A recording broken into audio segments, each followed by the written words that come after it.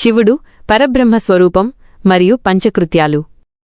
శివుడు స్వయంభువు, అనంతమైన చైతన్యం, విశ్వాన్ని నడిపించే ప్రాథమిక శక్తి.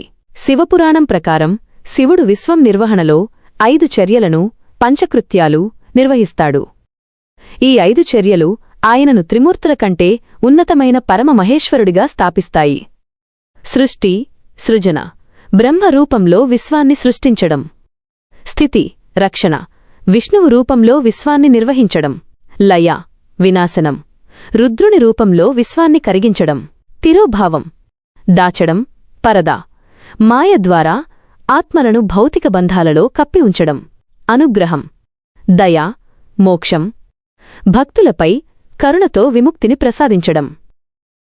ఈ 5 విధులతో శివుడు సృష్టికి కారణమైన శక్తి అని నిరూపించబడింది. లింగోద్భవ రహస్యం, శివుని అత్యున్నత ఆవిర్భావం.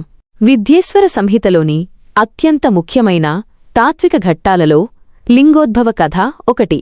ఒక సందర్భంలో బ్రహ్మ మరియు విష్ణువు తాము గొప్పవారమని అహంకారంతో కూడిన వివాదంలో మునిగిపోయారు. ఆ సమయంలో శివుడు అనంతమైన భయంకరమైన అగ్నిస్తంభంగా తేజోలింగం వారికి ఆవిర్భవించాడు. వివాదాన్ని పరిష్కరించడానికి బ్రహ్మస్తంభం పైభాగాన్ని కనుగొనడానికి హంసరూపాన్ని ధరించాడు మరియు విష్ణువు స్తంభం అడుగుభాగాన్ని కనుగొనడానికి పంది రూపాన్ని ధరించాడు. వేల సంవత్సరాలు ప్రయాణించినా ఆ స్తంభం యొక్క ప్రారంభాన్ని లేదా ముగింపును ఇద్దరూ కనుగొనలేకపోయారు. ఎందుకంటే శివుడు అనంతమైన జ్ఞానస్వరూపం. బ్రహ్మ తాను పైభాగాన్ని చూశానని అబద్ధం చెప్పాడు. దీనికి కోపించిన శివుడు తేజోలింగం నుండి ఉద్భవించి బ్రహ్మను శపించాడు మరియు తనను తాను అత్యున్నత మహేశ్వరుడిగా ప్రకటించుకున్నాడు. ఈ తేజోలింగం యొక్క ఆవిర్భావం లింగపూజ యొక్క గొప్పతనాన్ని మరియు పౌరాణిక మూలాన్ని స్థాపించింది.